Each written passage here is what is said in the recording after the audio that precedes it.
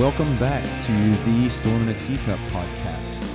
This is Caleb Boaz, and I'm here with the rest of the Storm in a Teacupp'ers, Grant Scalf, Forrest Long, and Taylor Lehman. And this is where exercise ideas and bad commentary collide. Guys, what's happening? How are you, Bob? Well, it is. I do want everyone to know we're recording on December 7th, a date which will live in infamy. I hope you guys all did your remembrance this morning.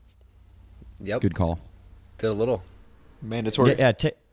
As the history buff, Taylor, like, how does that change your morning? Like, do you wake up every morning with a date in mind? Like, this is what happened on this day, like 1066, Norman invasion of England and stuff like that, or what? Yep, I do. With 1066, the actual date itself, like, was it October 2nd? A bit hazy. But the big dates like December 7th, got that. Pearl Harbor, obviously wake up with that in mind. June 6th, also, D-Day, 1944. November 11th, 1918, Armistice Day, Veterans Day, my birthday, hard to forget. And then, so all those dates are really important to me, yeah. I don't doubt it. Forrest, what's new with you? How's life? Well, I was just thinking about what I was doing 2 years ago on November the 11th, now that Taylor said it. And I'd like to throw out a big thank you to my friend Caleb for getting me home that night. Also, the University of Tennessee Medical Center for getting rid of that chronic cotton mouth that we all remember so well.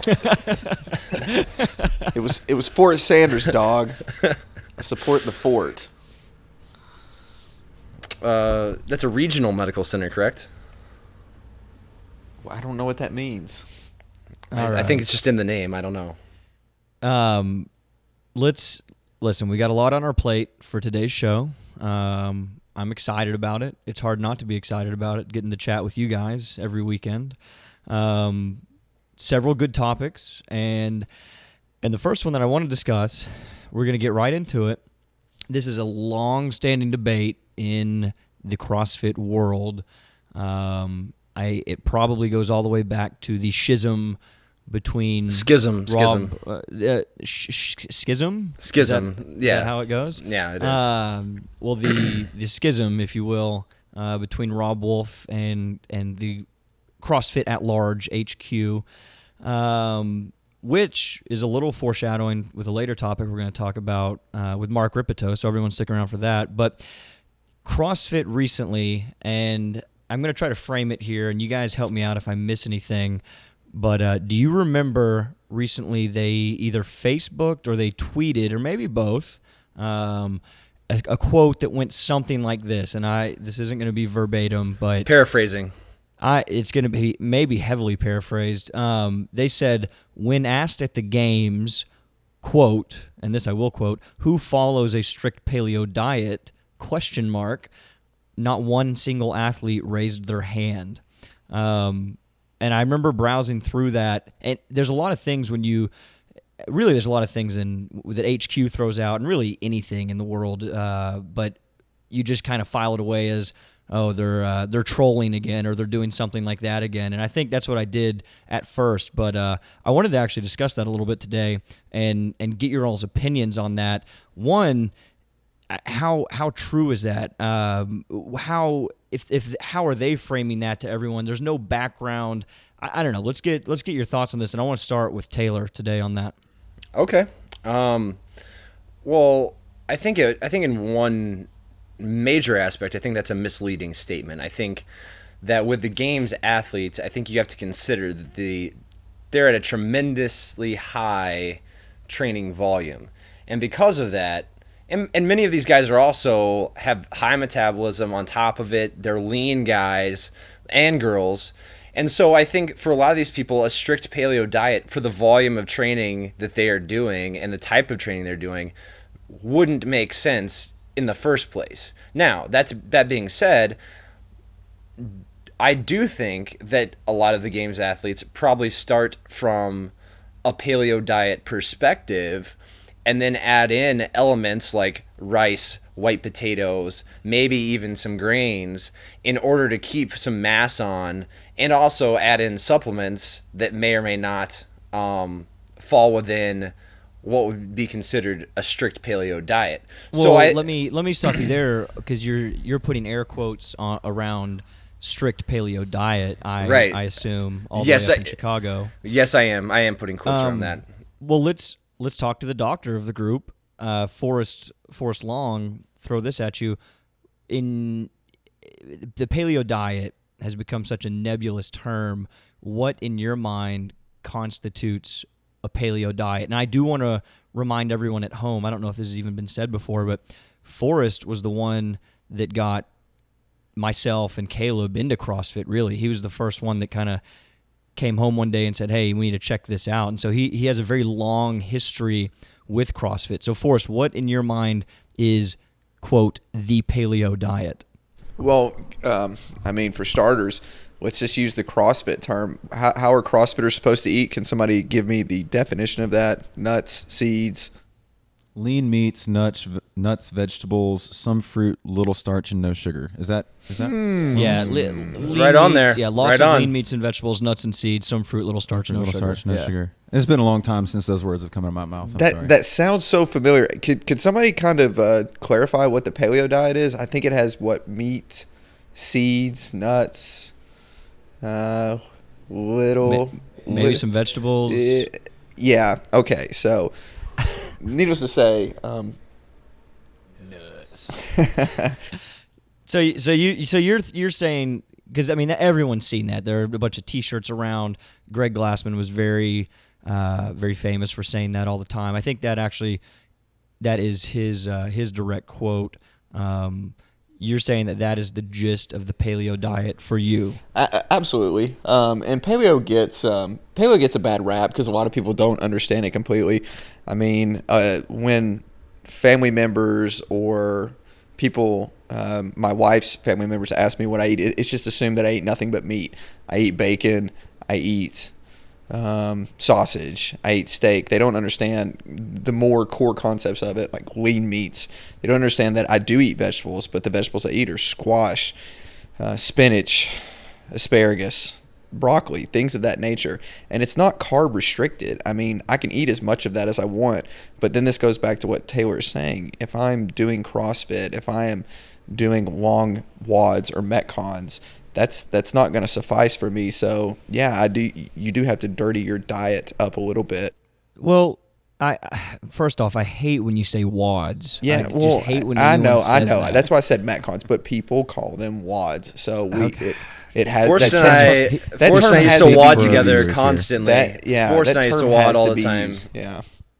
Well, no, I think that's interesting. That's pretty spot on. I think a lot of people, when they hear the term paleo diet, they just think of it in the weight loss iteration where you are trying to control your insulin through controlling your carbohydrate intake. And so most people that I've run into, especially at the gym, when someone says paleo, that's what they think, is it's a lot of meat. It's a lot of fat. So it's a lot of protein and fat, and it's very, very low carb. And I definitely don't agree with it. That's not my framework. Let's throw it over to Caleb, who's been coaching CrossFit.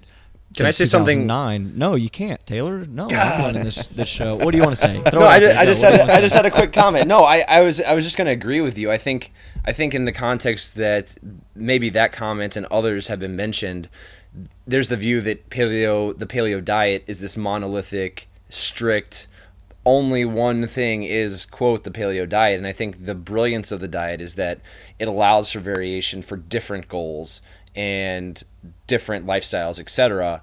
And I think Caleb would want to talk about that as well. So that's why I wanted to throw that out there really quick. Well, yeah, I think, excuse me, I think that paleo is a framework. And actually, I think Rob Wolf is famous for saying something along the lines of, paleo is a framework, it's not a historical reenactment, and I think people lose that a lot. Can you speak to that at all, Caleb, with your experience with paleo? Yeah, it's just a lens in which you look at food differently. I mean, I'm trying to eat naturally made food, and and it's a good way to look at nutrition, and it's changed so many lives. And now that we've probably done a pretty adequate job of talking about what paleo is, like, let's get back to the drama here. I mean, come on, we're the soap opera podcast. So, what do you guys think CrossFit was trying to do whenever they provided no context around their social media update, if you will? I don't know, what is it? Social media post. Well, I think there's a history. I think there's a history between CrossFit and air quotes here, the paleo diet, and maybe some of that goes into the split between HQ and Rob Wolf. Maybe some of that goes into CrossFit's relationship with Dr. Barry Sears, the creator of the Zone diet. I mean, they were very big proponents of the Zone diet early on. Early on, CrossFit was a proponent of the Zone diet with paleo type quality. So Zone was the quantity of food and paleo was the quality. So I think there's a history there, certainly. So do you think that CrossFit was making a backhanded comment, or what do you think they were doing? I think that they're still in the process of trying to divorce themselves fully from Rob Wolf. And occasionally they kind of throw these shots out there. Little shot to the balls. Little shot out there just to see Below what the the community's response is going to be to that. Because I mean, they've tried from time to time to bring in, other outside nutrition Taylor, experts and whatnot. Before you go on, hey, before you go on, you are part of the community. What was the community's response?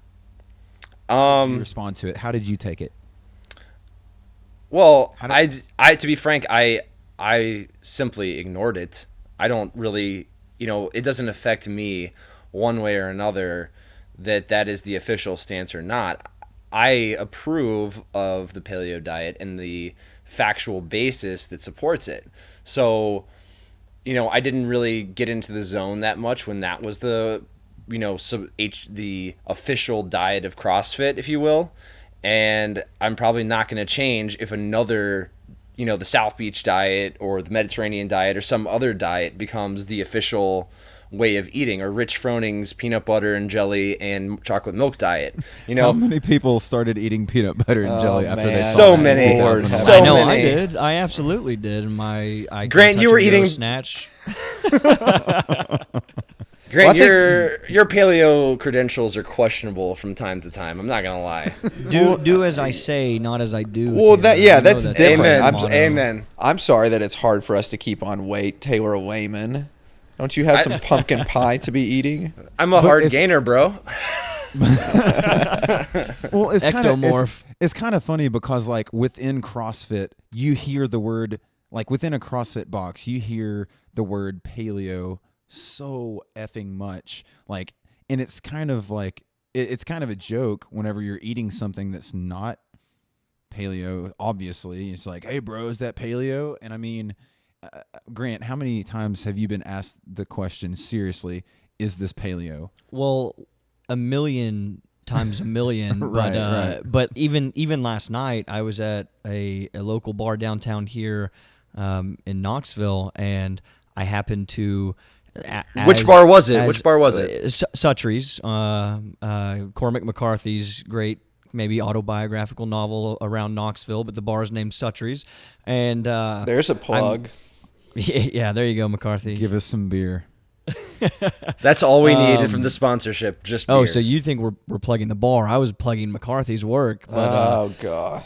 So I'm sitting in there, and this happens at the grocery store as well. It's inevitable that I see someone from the gym, past or present, and I'm drinking a nice Bavarian black lager. They come up and they go, "Whoa, man, is that paleo? Like, you do that? Whoa!" And it irks me to no end. But you have to put that smile on, and you have to laugh at their joke. And I've been asked a million times, is this certain thing paleo? And it does bother me because people look at it as very black and white, and they don't understand it's just a framework to come at something with.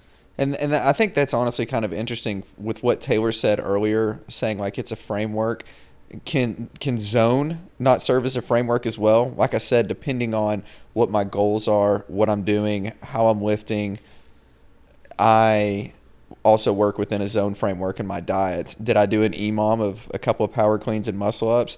Did I do Murph? I mean, let's talk about that a little bit as well. No, I think it can. I think you just need to make sure that you're going after quality first, and then the zone is not a bad framework for controlling the quantity, but I do think that you need to manage the quality of your food first in whatever way that is. I mean, well, that's the low-hanging fruit, right? Is just change what you're putting into your shopping cart at the store versus changing what you're putting into your mouth 3, 4, 5 times a day. I think that's the easier path to take, and we are all kind of reared in the same school of thought just because we've coached together and trained together for so long that and we might be totally wrong on this, but that is our school of thought, is let's fix the quality of the food first.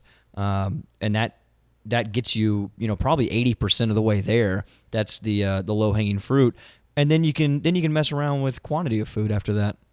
Well, you say that we could be wrong, but I mean, just gathering from the data that we've collected through hundreds and hundreds and hundreds of members through the gym, like what works better in your experience? It's not a double-blind study, Caleb. It's anecdotal. Yeah, Man. and I mean, sorry, I'm going to plug myself for a minute. I want to speak on that just because not 2 months ago I had to go through a life insurance blood screening, yada, yada, yada. You're so old. And, was this before or after the prostate exam? This was, oh man, I can't remember. I'm too old to remember that. But anyways, this was actually an interesting time because my wife she's like, I can't wait to get the results of this. This is going to be hilarious. All you do is eat bacon and eggs and steak, yada, yada, yada. And I was like, all right, well, let's see what happens. And we don't need to talk exact numbers, but we get the results back.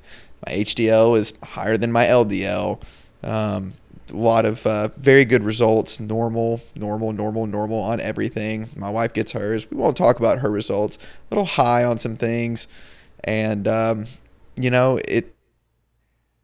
So you're saying that she's falling out of the normal range and her diet is not as, quote, paleo as yours? Is that what you're saying? Yes, pretty much. And my wife actually eats pretty healthy. She does a lot of salads. She does the typical smoothie for breakfast or post-workout, Super paleo. Yeah. So, it was very interesting because in my wife's eyes, she eats quote unquote healthy and I eat fairly paleo, but at the same time, I do enjoy a nacho every couple of hours. And a large nacho with double meat, I might add.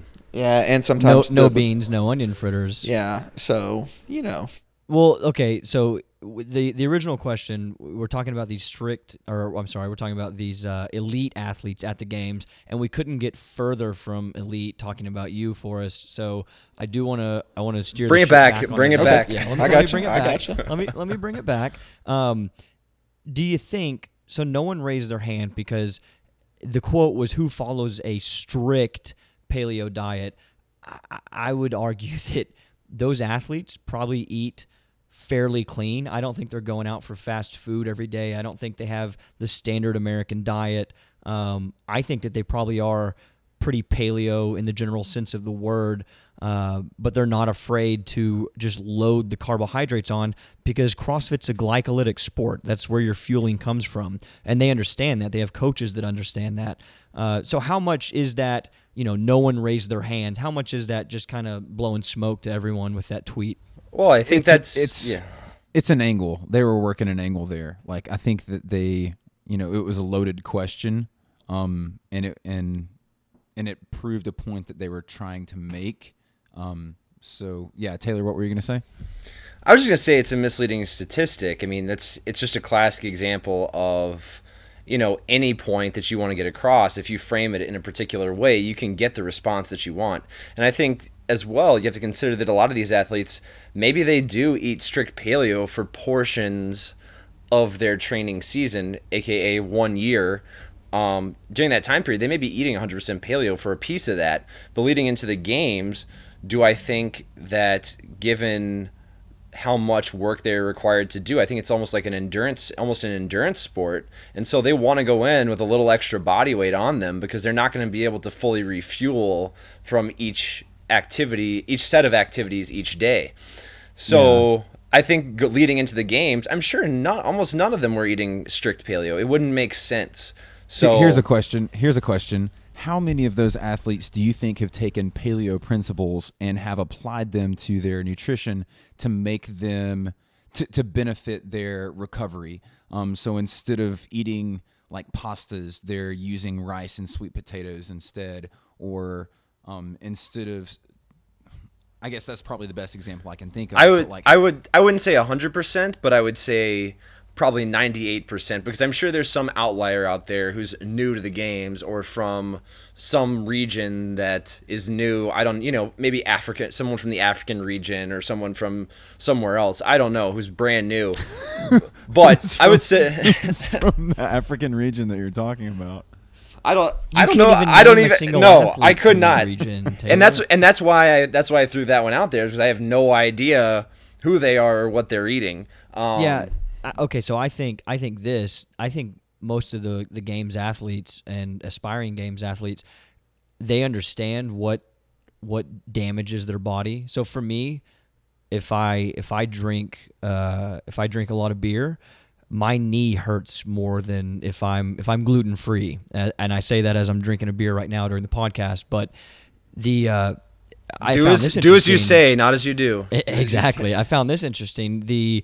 Over half of the muscle driver team, the weightlifting team under Glenn Pendlay, they're gluten free, and they all have talked about in different interviews how they recover better by going gluten free. And that doesn't mean that they're paleo, but that's one of the big tenets of especially Rob Wolf's version of paleo. And I think that definitely carries over into CrossFit.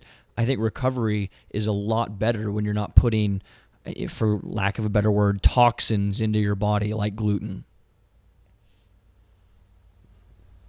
All right. Bam. And the room falls silent. Well, You listen, just slammed the drop the door. You mic. just slammed the door. Just drop the walk mic out. and walk away. So Take your I beer with feel you. like- So it's funny that CrossFit does these sort of things where they will. It's almost like they're baiting. It's someone. like the North Koreans and the South Koreans. They're still technically at war. They throw a shot across every now and then. No one really cares anymore, but they still feel like they got to do it. So Yeah, I like I said at the beginning, I ignored it. Yeah, And I think that's a sad thing, though, is that we've been with CrossFit and we've seen this sort of drama, so we're sort of oblivious to it, or it's sort of just the norm that we just look at it. So, desensitized. yeah. So it'd be interesting to get somebody else's view on that. Well, and this and I mean this is perfect. I was just gonna say the same thing. We're desensitized to it because we have been around for so long, and we remember the Black Box Summit and the split between HQ and Rob Wolf, which honestly both of them are at fault there. But then also we can remember the lesser known example, and it's probably lesser known because Mark Ripito is lesser known in the strength and conditioning community, or in the CrossFit community, I'll say. There's a lot of very new people that we have Ripito quotes up in the gym that are always asking like, Who's that? Who's this Mark Ripito guy? Yeah, he's cheeky, he's fun, I like him. I want to make a T-shirt with his quotes. And so he recently published an article on T Nation, and maybe in the show notes we'll put a link up to this article. But he has an article that I think is called, I'm going to pull it up here, the CrossFit, the Good, Bad, and the Ugly, which is a great Eastwood movie. But he had this falling out with CrossFit as well, and these personalities that have had these falling outs, they've come back and they've done articles like this over the past probably 5, 6, 7 years, whatever it may be. I think all of us have read that article. I'd like to actually spend some time just discussing that particular article and going through some of the points that he makes, which I think there's a lot of really valid stuff in there. Being around CrossFit, as long as we have, I think we'll have some unique perspectives on some of the things that we say, or that he said, I should say. Caleb, I know that you've read it and dissected it quite a bit. I just want to go with what your overall feel was on the article. What did you think about it? Well, real quick for our listeners at home, if you don't know who Mark Ripito is, background is that he's written some of he's a strength coach that is also a writer. He's written some really good books, some of them being Starting Strength, which is probably his most famous book. I think startingstrength.com is also a forum that that a lot of people go to. He posts on T Nation regularly. He's also done a couple iterations of practical programming. He's worked with Bill Starr. He's worked with a bunch of like Russian scientists. I mean, he's the godfather of starting strength, and he is basically the man to go to for taking beginners to intermediate lifters or squatters. Right. And it should be also known that in his CV, he was a fairly accomplished powerlifter. I'll give him that. We'll give him that. He's old. He's probably in his late 50s, and he's still early 60s maybe. And he still squats, 500 ish. And then I remember a video a couple years ago where he deadlifted 600 plus or something like insane. Like, he's a really strong dude. But anyway, he knows what he's talking about whenever it comes to strength sports. And CrossFit brought him in to run their barbell certifications, which Grant and I were so lucky to have been a part of in Flagstaff, Arizona 4 or 5 years ago. So that was great working with him. I remember a comment that he made to Grant was that you need to be 285 pounds, which, if you know what Grant looks like, that's about 120 plus on his frame. So I think you mean 140 I'm plus. every bit. No, I mean, he's 5'9" and 150 pounds soking wet. So yeah, I was gonna say he's got to double Mark, it. if you're out there, I'm still working towards that body weight that you say I would perform best at. Hey, but you are getting better as you get heavier, numbers wise. So I mean, he could be onto something there. What are you implying? I don't know. I'm just saying. Bigger's better. Bigger is better. Grant was a beginner back then, though. Do you want to be a bear? Or do you want to be a fly? I think that was Louis Simmons that said that. Anyway, wait, who's Louis Simmons? That's another podcast. So this article that he wrote on T Nation, CrossFit, the good, bad, and the ugly. He summarizes it. All right, so here's my take. He calls out CrossFit and he gives them credit where credit is due. He's like, CrossFit has introduced more people to a barbell than anything, and I recognize that it's awesome. Like, more people are it's popularizing training on a barbell and learning how to get strong on a barbell. I think one of his points that where I don't really agree with him so much is that he's talking about training versus exercise. And so, this guy's an old school strength coach. He's a power lifter. So he talks about training all the time. And his point is that training is working towards an end goal of X. So I want to get my bench press stronger. I want to get my deadlift stronger. I want to squat more weight. Where a lot of people use CrossFit as like a GPP program to just get more fit. They're using it to exercise. And for him, I think there's that disconnect there because he's never really done it before. So that's something I'm sure we'll talk about more. And then he talks about kind of the certification process that he's kind of got a behind the scenes stance on, just because he was part of that for, at least a couple of years. And so talking about their certification process in the late, in like 2008 through 2010, I think that he was a part of the CrossFit traveling staff. And so he was talking about how that's produced more bad CrossFit coaches than good. And I know that in the past 2 years, CrossFit has tried to kind of change their methodology on how are we going to, they've been accredited since. And so there's written exams, and they're accredited now. And so it's a different kind of process. So he's not privy to all the new things with CrossFit, but he makes some really good points in his articles. What do you guys think about the article? Well, I think, the first thing that I think that I'd like to attack, and I have the quote pulled up, is, but even before we get into this, I think the article's great. It brings up some very salient points that between the four of us we've talked about for several years, and I agree with a lot that he says, and I probably also disagree with a good bit as well. And the one that I probably take issue with right off the bat that we can talk about is, and here's his quote. This is Ripito. I'm quoting from his article, The Good, Bad, and the Ugly. Quote, CrossFit is not training, it is exercise. and exercise, even poorly programmed random flailing around in the floor for time, causes progress to occur for a while. And for a while is italicized. It's really the first two sentences there. CrossFit is not training, it is exercise, that I take a little bit of, a little bit of a problem with. It depends on what your goals are. I think that Ripito comes from this background where the goals were to get stronger, and they were to get stronger in 3 lifts, squat, bench press, deadlift. And so the endpoints were very, very real. He knows as a coach what he needs to do to program to get people there. CrossFit training is still very nascent. It's definitely still finding its feet, but I think the idea of raising someone's GPP, or their general physical preparedness, or their fitness is a little bit more nebulous than trying to pack pounds onto a squat, bench, and deadlift and raise your powerlifting total.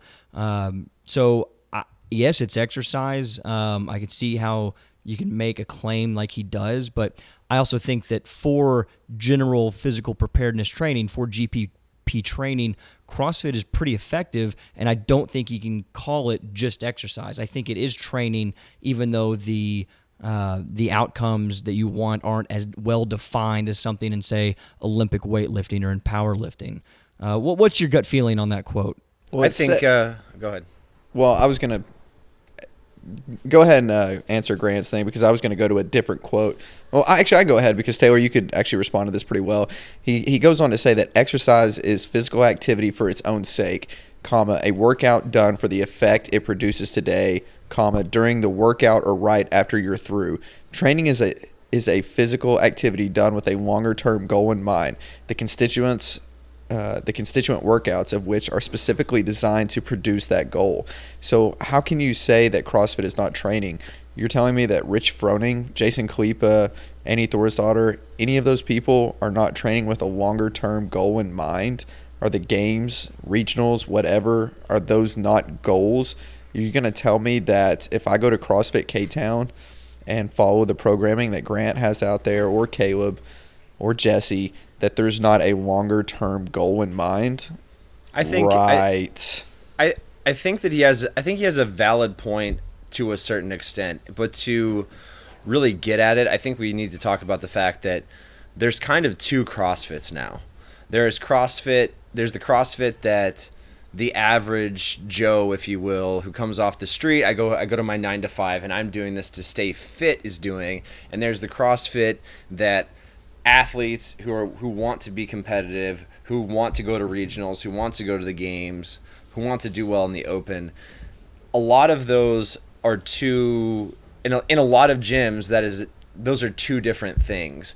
And so from my perspective, almost everywhere I've seen, every CrossFit gym that I've been in, where there are athletes who are looking to compete in regionals, looking to compete at local competitions, they are doing training as Mark Ripito defines it. They are working towards a specific goal. Now, is it a stronger bench press, a stronger squat, and a stronger deadlift? No.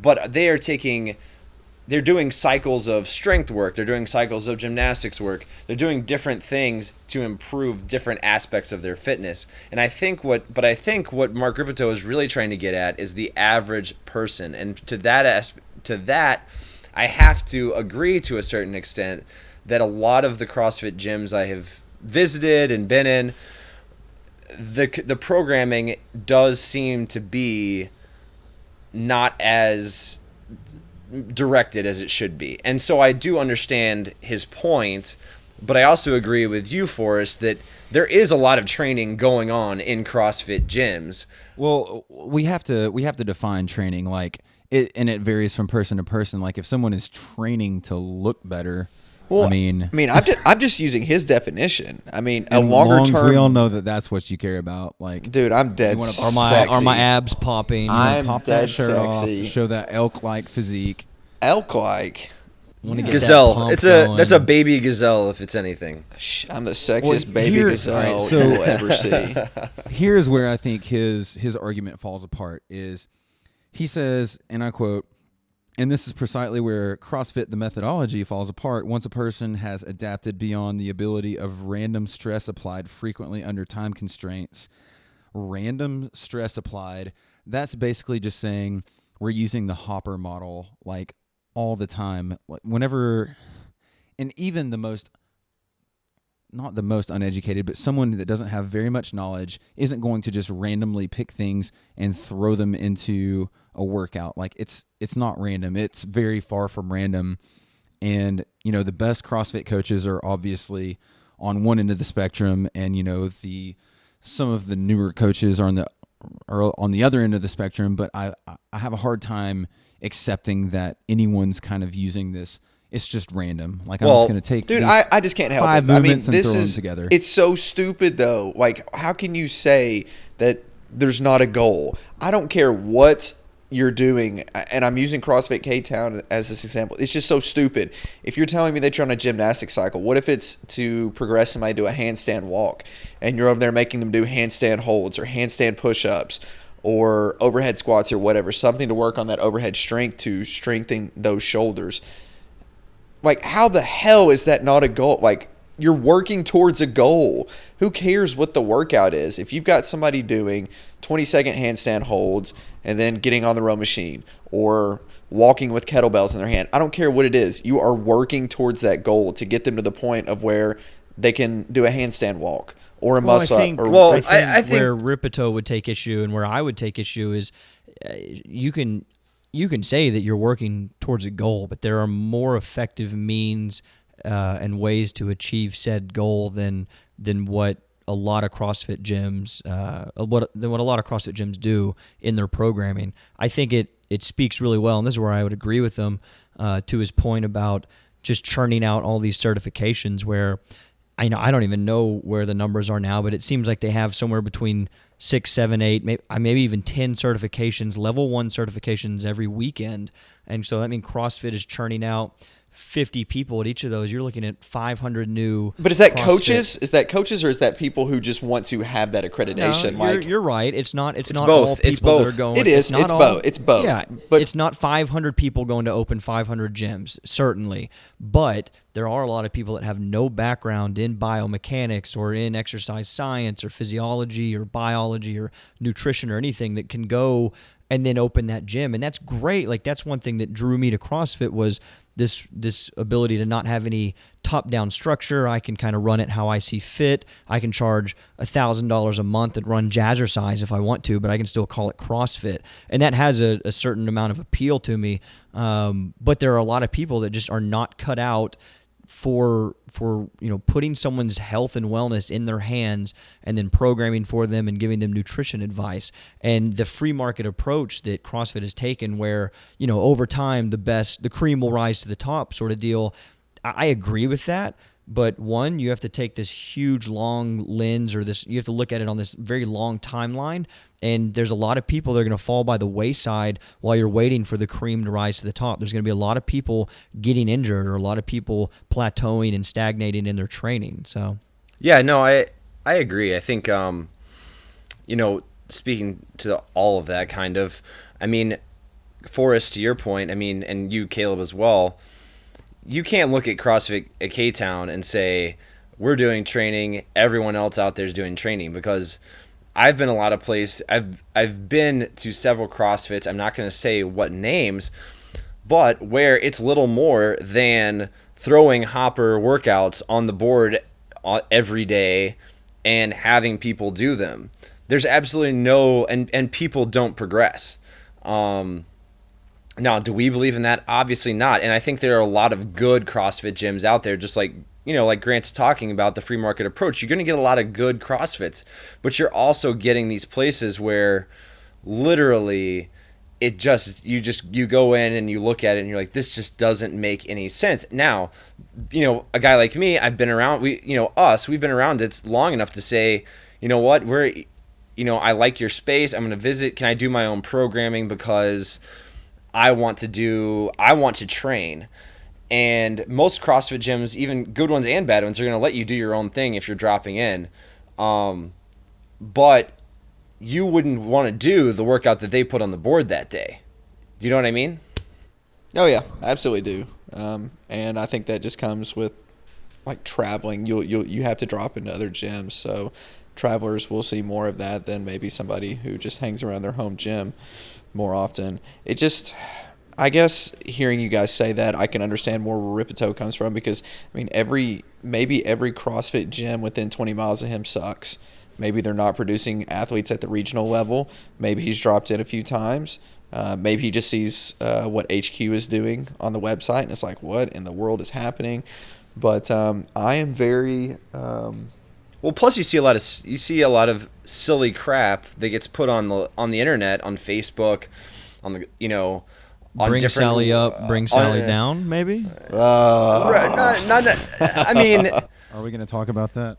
different yeah. stuff. I mean, the guy who not did today, not the today. guy who did the press from a handstand with his feet. I mean, come on, like that's stupid. That's absolutely stupid. Yeah. There's a lot of lulls, if you will, in CrossFit. So I mean, I guess to that point, it kind of goes back to the paleo diet. I mean, you can't view CrossFit as a monolithic thing. It's a lens through which you're viewing your training. So, boom. There you go. Well, the problem is when HQ is in charge of cultivating their image, and their main site workouts are what they are.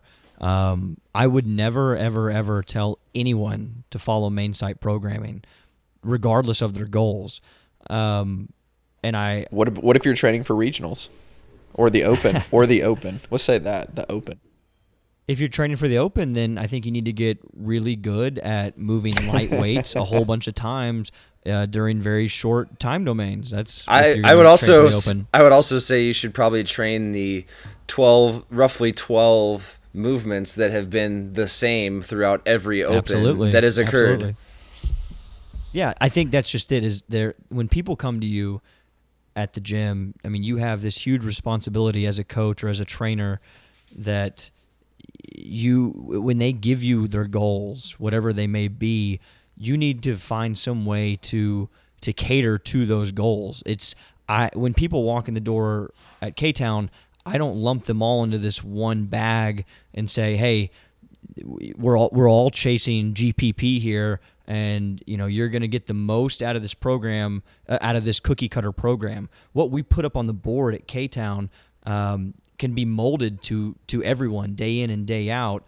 Universal scalability, all that stuff aside, you do need to change some things to better fit not only your athletes or your population's goals, but also their orthopedic issues or whatever they may have. And I think there are a ton of gyms out there, maybe even a majority of gyms out there that are incapable of doing that. And that's what gives CrossFit this bad rap. That's what Ripito sees more than anything. That's what most people see or hear when they think CrossFit. Well, I hate to say, if you go to YouTube and type in CrossFit fail or CrossFit funny and you want to see those videos, the sad part is so much of that stuff happens outside of CrossFit gyms. I mean, some of it, it could be 50-50. You just see a lot of people at a Globo gym doing something stupid, like a horrible deadlift with a rounded back, and they're like, "Oh, CrossFit," and it's like, other people deadlift instead of CrossFitters. Other people back squat. Other people do push-ups. So I think it's bad. It's sad that CrossFit has gotten that reputation that every time somebody's doing something horrible in a gym, every time somebody's pull-up looks like they're having a seizure, they must be CrossFitting. That's what they're doing. So that sucks, honestly. It really does. Haters going to hate, Forrest. Haters going to hate. Well, okay, so I think I think we've beaten this one up pretty much. Bloody pulp. Yeah, and I don't know. There is a lot more that we could talk about there, but I don't want to run this episode out just discussing this particular thing when I have a couple more things on my list that I want us to hit. So that might be something that we even come back to. I mean, like I said, he wrote a great article, and the reason it's a great article is the problems that Ripito addresses are real problems, and they're problems that aren't going away anytime soon. So a lot of that stuff I know we're going to come back to in future episodes. But I think too he hits the central problems. He's not just hitting all the random criticisms that you get out there, but the real central core issues that are important. Yeah, Ripito he has a keen mind. I mean, he has critiqued many things other than CrossFit before, whether it's Nautilus training systems and using machines to many other different things. He's a smart guy, and people would do really well to, one, read that article, and two, don't dismiss it just because you're a CrossFit fanboy or fangirl. There's a lot of really good stuff in that article, but one thing that I think is interesting is him discussing the CrossFit Games athletes and how they aren't using CrossFit to train to go to the games, and that's pretty much true. I mean, that's more or less true. Once again, you run into this idea of what's the definition of CrossFit. That, once again, just like Paleo, becomes a very nebulous term. But the claim that CrossFit makes that the people that win the games are the fittest on earth, I think that could be substantiated by CrossFit HQ inviting some of the athletes around the world that the general culture or general population holds in high esteem and thinks are very fit, like decathletes or gymnasts or rugby players, NFL players, whoever they might be. And I think this could be an interesting conversation. Do you think that would hurt or help the sport of CrossFit and the games if they were to invite, let's just say, one male and one female world-class athlete, and they said, here's your free ticket, here's your golden ticket to come to the games. You don't have to do the open. You don't have to do regionals. I'm telling you, a year in advance, you have a year to train for this. Would that substantiate the claim to the fittest on earth, Taylor, if someone said that, if someone reached out to a gold medal decathlete and said that? Well, I think there's a couple of issues. I mean, I think number one, I don't think that a gold medal decathlete is going to take time off, a year off especially, to train for the CrossFit Games if their goal is to be a gold medal decathlete. Second of all, I think I think in the end, if someone did accept, I think it would go a long way to legitimizing the games and legitimizing the point. However, I also think that inviting someone from another sport to come do your sport is like handing them a stacked deck and then saying, "Oh, we're better than you." To that extent, I would highlight the Kendrick Ferris doing Isabel. Yes, thank you. Shut up, because he didn't even try. He wasn't even trying because he knows he's not going to beat Rich Froning or whoever's time. It doesn't matter. He's not. It doesn't matter. He wasn't trying. So that he was trying. No. But he was being smart. He wasn't being stupid. Regardless, he got reamed out by CrossFitters on the internet about he can't even beat us in Isabel, blah, blah, blah. No. Kendrick Ferris didn't get a good time. There's a better video, though. There's a better video of, I can't remember what it is. It's some kind of barbell complex that's all you watch. Nathaniel Schrader versus Kendrick Ferris. Nathaniel Schrader. Nathaniel, that is his name. There's a video of that's his Schrader given name versus from Kendrick Ferris. Schrader. They're doing some barbell complex, and Schrader actually beats Ferris at it, and that is even. There's a lot more comments on that video versus the Isabel at the games. So I would encourage somebody to look at that video. And I wish I could remember what it was. I think it's like a power clean, 3 front squats, and something else. But it's highly entertaining to read those comments and hear how stupid people are. And they're like, "Oh, Nate Schrader did more. I mean, look at how much stronger Schrader is than Kendrick Ferris." And you're like, what? Well, Okay, it would be the same thing as like saying, "Hey, take that gold medal decathlete and saying, hey, you know what? You get to play wide receiver or running back in the Super Bowl. You train all year for it. Come out, you get to play in that one game, and then watch him get just blown up by some huge linebacker or defensive lineman and say, "Oh well, I guess he's not as good as we thought he was." Like, that's apples and oranges. Okay, so that's running back as a running back, and that's a specifically defined thing. And CrossFitter's a fun CrossFitter. thing, but the fun thing here is that it's like you're the fittest person in the world. That's the claim that they're giving these top athletes who win. But the games. I agree, but it's a and so- defined fittest. I have to say it's a defined fittest. Yeah, it's it's based not- on certain absolutely, elements 100%, that are CrossFit 100%. elements. I agree. Like there are people behind the scenes that are determining, they're redefining every single year what are the things that will define fittest. And so how about this? Say they pitch out like 30 emails to some of the best athletes in the world, kind of getting a feeler, like, are you open to doing this? And then from the ones who respond yes, then they figure out, one male, one female. So every year they're going to have someone come do it. What do you think then? I still think. I think it would be good. At the end of the day, I think it would be good, but I think it would not be in those elite athletes' best interests to do so from a training standpoint, from a sponsorship standpoint. I don't think it's in their best interest. So I think your best case scenario would be to get an ex-athlete from an ex-top athlete But that's from boring. some sport. Why would you ask them to become an ex-athlete? Hey, let's get Barry Sanders, who is still probably a better athlete than most CrossFitters. So that's the thing. You want to, but he's only that's the only athletes. Yeah. But those ex-athletes, Michael Jordan, still a better athlete than Rich Froning.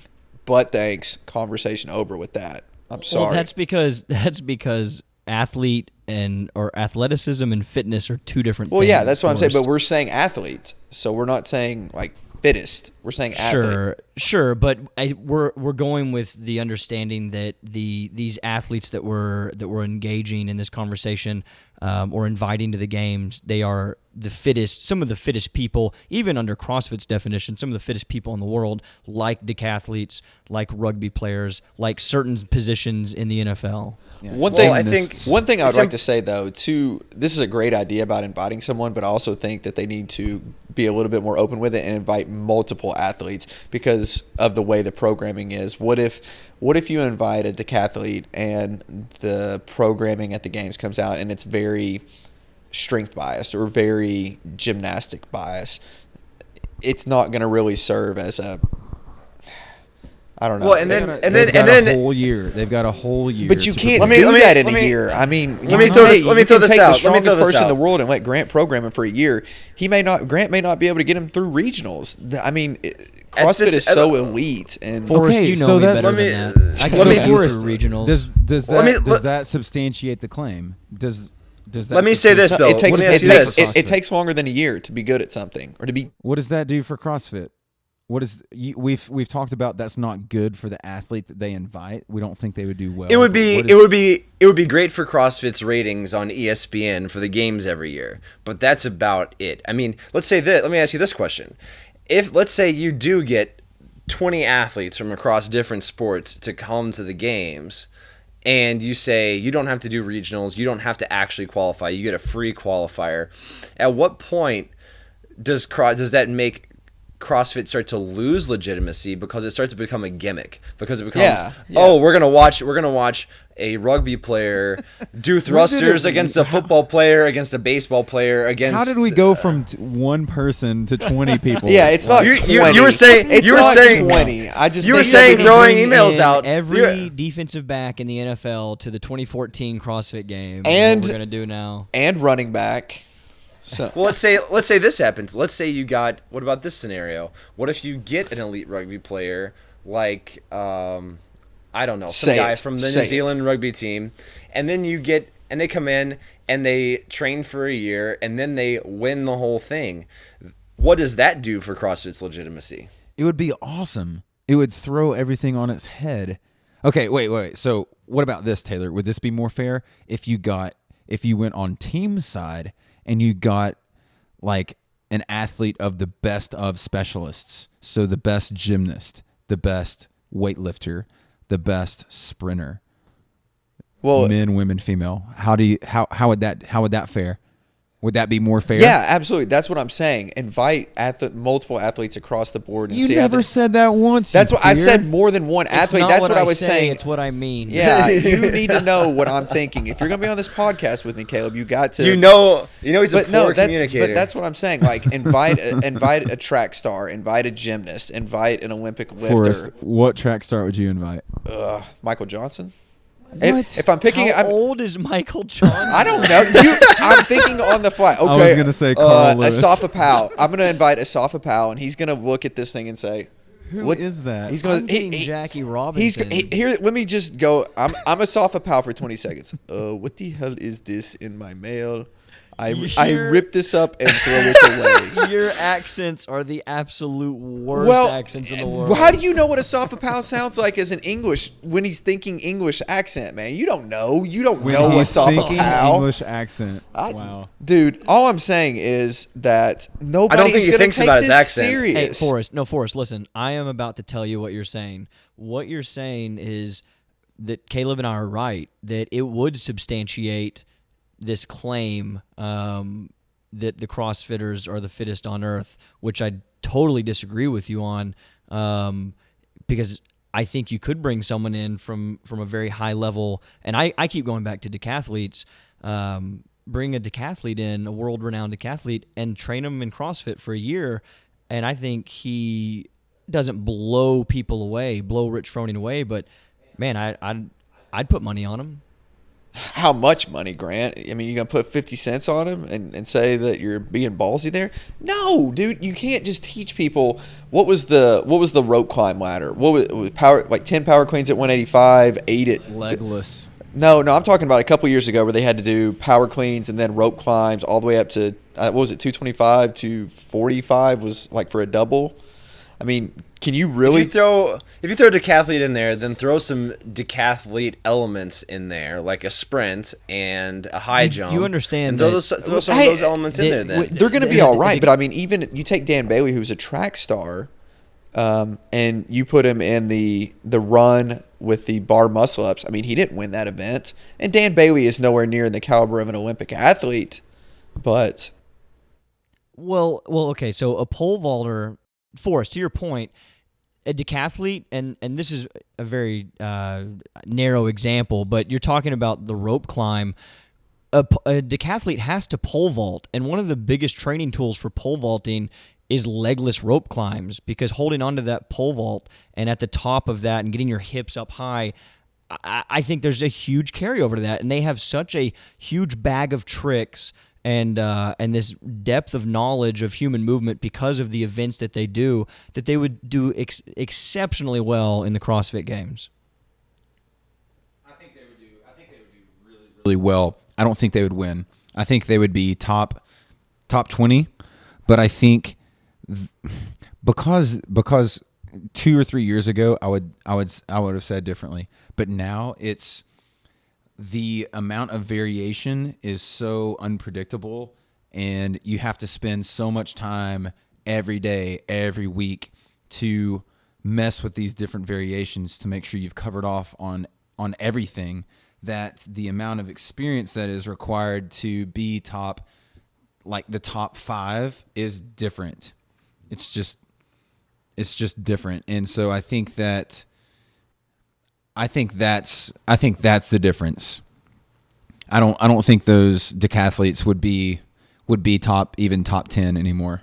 It is interesting. I mean, the more years we put in the history of CrossFit and the CrossFit Games, it does become harder and harder for this claim to have any basis, certainly, because no, you're right. It's especially now with the amount of volume as well that you're experiencing over, what is it, 5 or 6 days now they stretch it out to.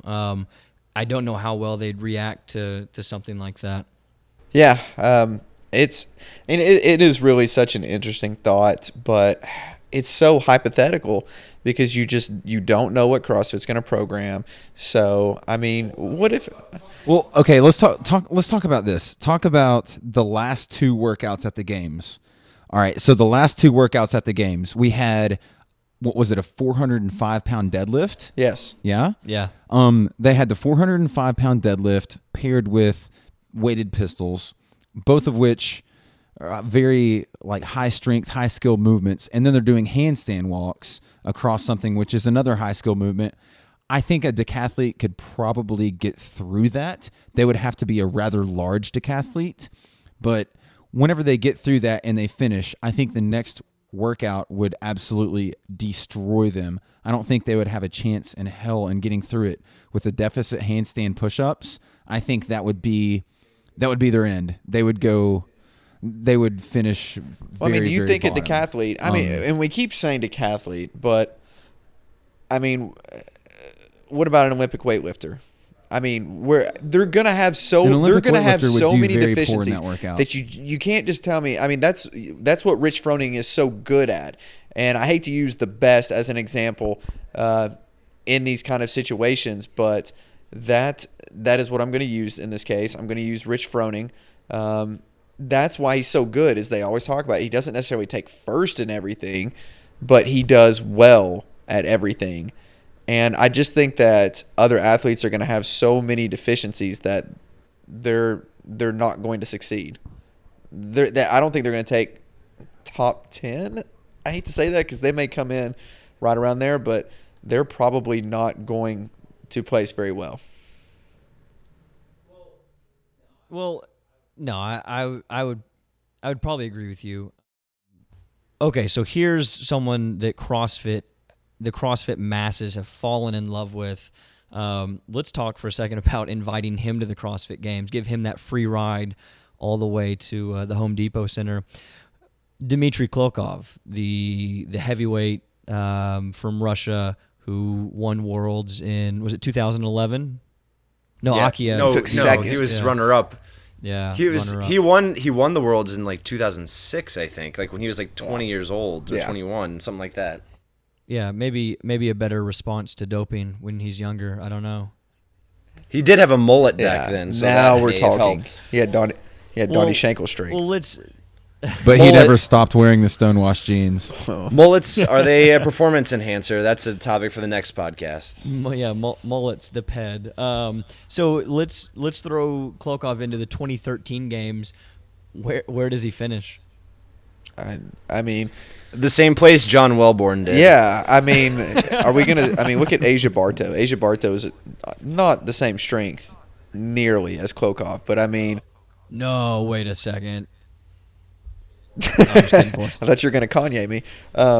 But he's not going to be able to do pull-ups. He's not going to be able to run I guess I have no proof to back that. I would pay to see him I don't have any run. proof. He may go out there and run a 4.5 but He was on that Russian celebrities. yeah, jump he in a can swimming dance. pool show, If you go to so- YouTube, he's got the dance move. So I don't know. He can dance. He can dive. He can weightlift. I've seen him in Instagram pictures playing chess. I would honestly pay money. That was staged, Grant. We all know that I would was pay staged. money to see him do the GHD sit-up, snatch, and then burpee over the wall, because I would love to see him have a 30-second lead over everybody probably, and then get to that and do like 5 burpee over the walls and just die. I think that would be quite comical. But Forrest, he does cardio. He does 275 kilos for reps he does of 10. 20 rep That's maxes it. every other week. So realistically, like, all right, let's think back through the events. First workout, the swim, DNF? the swim and the DNF? Question mark? What was the time limit? If he had a year to train for it, a full year to train for it. Klokov could be a great CrossFitter if he trained for it, but I don't think. I just can't. I think he could be because pretty what good. I have to use Asia Bardo in this example because he's the closest to that build, and I think Taylor Lehman's the closest to that build, and I think that's why Taylor thinks Klokov would do so well. Is Taylor fancies himself a game. well, if Brandon Bergen, that's not if true Brandon at all. Bergen is going to be coaching him, then he may have a shot. We need to talk about Brandon in every podcast. Brandon Bergen, the motif of Storm. could Brandon Bergen train Klokov to make it for the games? If we get a whole bunch of listeners, do you think they're going to think this Brandon Bergen character is some kind of mythical person we made up? I hope so. He's the unicorn of the Storm in a Teacup podcast. He is mythical. But if put Klokov on Bergen's programming for a year, I'll tell you, he So he's beats doing- he beats Miko Salo at last year's games because Miko had to drop out. What do you think? Well, about he's that? not going to be able to do deficit Well, handstand push-ups. he won't bust an eardrum. We know that. What happens when he gets a deficit Yes, handstand push-ups? yes. He can't do any. He crushed But he's deficit falling- handstand push-ups. Have you seen He's that video? going- Have if you he's- seen that I'm saying video? if he starts training Brandon Bergen programming, he's good. That shit ain't gonna happen. No one in this podcast is advocating Brandon Bergen programming to any extent for any goals, no matter what you're doing. Just Hey, don't I'm just do kidding. it. I love Brandon Bergen. I judged him doing some handstand push-ups, and I was impressed. He got double digits. But Kirsten, when you're ready to get serious about your training, give us a call. We're still here. All right, so back on topic. We got a little off there. All right. So, all right. Realistically, does he even attempt the burden run? Does he even attempt the rowing half marathon? See, I think he Like, could was row the he- half marathon. That's what I'm going to give him. It's going to be a horrible. It's going to be horrible. What are you basing The that fact off of? that I mean, how you set that damper setting on 10, and he's going to row 100 meters in every pull. You're dumb. You're Caleb, so you're dumb. Every jealous. Pull, that's not even That is possible. death. That Get is out. death by 1,000 No. cuts. The swim, he's gonna the be swim, done and this in getting 5 on a minutes. swim or getting on the getting on a bike, doing the swim, running way worse. I mean, I actually think he'd get on a rower and finish that. You can't finish the swim. You die. Rob Orlando, dead. Miko Salo, dead. Forrest, I'm not talking about 2012. But Stop okay, living in the past. how are you going to I'm speak about talking about the 2014? swim Are you muscle- We're talking about are you gonna speak 2014. because This is nobody what we're knows talking what's about. coming up in 2014. 2013. Well, okay, we are living so- in 2013, Forrest. Welcome Okay, to the well, guess present. what? That's already happened. It's game over. 2013 means as much as 2012. We don't know what's going to happen in 2014. But that's what we were talking about. The most recent games. Well, guess what? They're done. They're over. Game over. Those events aren't coming back. I'm just saying. No one's Okay. fit anymore. The games are over. No one's fit Yeah, until the seriously. 2014 games. What Fact. Rich Froning did. I'm Forrest. I'm waving a wand, and we're recreating the 2013 games, and I've dropped Dmitry Klokov into the games. I just want to know what you think happens. He dies. It's the Running Man all over. Dmitry Klokov wearing awesome spandex in place of Arnold Schwarzenegger. Or is it Predator? Is that what it is? Is he the Predator or is he Arnold? Which one is he? Taylor, why is Dmitry Klokov so popular right now with CrossFitters? I think he's a good dude. I think he seems to He has values, morals. be willing. He's got good character. I can get behind that. I feel like he's a dude who'd high five me. But beyond that, I think it goes back to our first podcast, which may or may not ever be released in a special edition format. We do but not talk about such things. B-side. we don't talk about Fight Club. But anyway, I think it goes to the fact that he's been willing to embrace CrossFit on different levels, and he's willing to go to gyms, and he's willing to be a part of the CrossFit community in a way that many of the elite world level athletes, in particular weightlifters, have been hesitant to do. And I think that's the biggest reason why he's so popular. Now, do you think he reached out to CrossFit, or do you think he was actually trolling CrossFit a little bit? Like, yeah, look, handstand push-ups. I think it started out as trolling, honestly, and then you realized, oh, I just got 10 million 100,000 likes. Yeah, 100,000 new followers on Instagram and on my YouTube channel, and now he knows that he can capitalize on it, and now he's monetized it. I mean, isn't he in the United States right now, touring around, just lifting big heavy weights and grunting and stuff? Yeah, but so is Abdi Alkadov or whatever, the 85 world champion from this year. So, I mean, it's becoming a bigger thing in general. How much of that was Klokov? No, I mean, no Russian lifter. Let's be honest. Nobody. Taylor, the Russian government wasn't even letting them travel over here out of fear that they would defect to the U.S. What are you talking about? This isn't the 1980s. What are you? They're free isn't the people, man. They are not free. Yeah, seriously. Yes, they are. Freer than the Chinese lifters are, I'll tell you that. Now, that is what that'll be the Let's day. see Liu Xiaozhen get a visa to come over here. Liu I wanna see Xiaozhen that. camp. Yeah, That would exactly. be awesome if they started like the communist like tour of Well, that Oksana, Let's free these lifters from their chains. Oh, man. that Oksana girl from Russia, she competed in the European regionals last year, and she's got like her own CrossFit gym now. So I mean, maybe it's just the fact that CrossFit's finally getting into Russia. I mean, it's finally hitting, the Eastern Bloc, if you will. Maybe next year it's Bulgarians. Maybe Ilya Ilin is in the 2015 games. Who knows? No, by that time the he'll sky's be the limit. emaciated from his vegetarian diet. No, Maybe that's his plan, though. He'll have another Olympic Maybe medal. that's how he's man. cutting. He'll be He's ready going to go. cut down to his CrossFit weight through the vegan diet. He does have a bald spot like Rich Froning, so he should be very competitive. Holy crap, we just did it. Everyone knows it. Everyone knows it. No one wants to say it. Maybe that's what it takes, Taylor. Like, you don't understand what the stress of elite training does to the body. Like, I'm getting a bald spot from all the Olympic weightlifting I've been doing the past 5 weeks. Yeah, how long have you been married? that's You've been married like genetic. a year. You don't know. You don't know the stress, Me? dog. Dude, I got married like 2 months after you did. What are you talking That about? was it. Forrest is like, well, I've been married That for was a year. that was I've been a kid important for 2 3 months, years. dog. Wait till you get on that train. Hey, let's see what happens. Let's see where you're at 2 months from now. All right, we might be getting a little too personal for anyone at home to Sorry. understand the jokes. Yeah, it's fine. It's So fine. here's what I want to do. I want to start wrapping it up.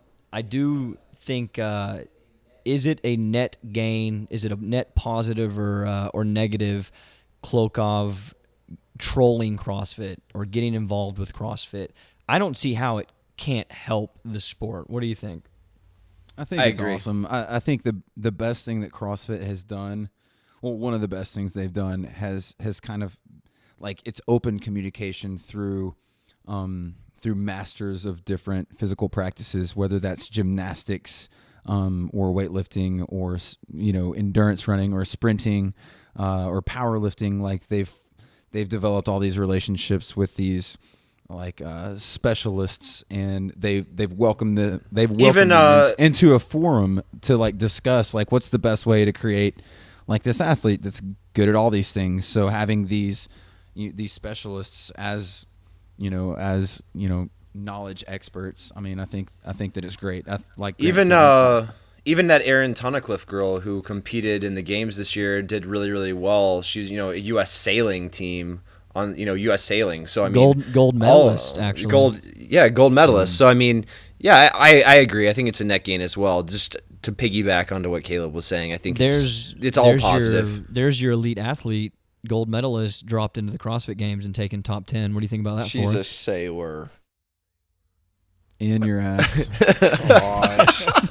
No, but I do agree. I think it's a benefit from a social or media standpoint as far as athletic wise. Does it legitimize CrossFit anymore? I don't know. I don't really think so.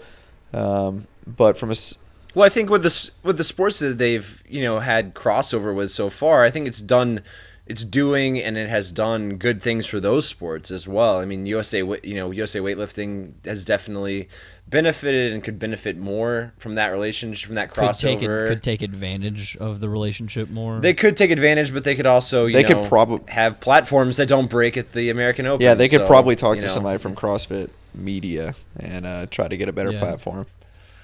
Well, here's Get what I'm rogue excited on it. about. Get rogue on it. That's the I thing. think it's a net positive. Certainly, I don't see how it can do any harm or any damage. But this weekend, actually right now they're lifting. The American Open is happening in Dallas. So I think I'm actually watching it while I talk to you guys, to be honest. I thought you were a little distant Yeah. today. Maybe but, that's why you lagged us out. Next weekend, we will, I hope, attack the Open a little bit, discuss some of the things that happened there, the good, the bad, and the ugly of the American Open and the USAW. And I look forward to talking with you guys next week. Sounds good. I'm super excited. Good night, America. Adios. Good night. Forrest, you're a and creep. Good luck. Bye-bye.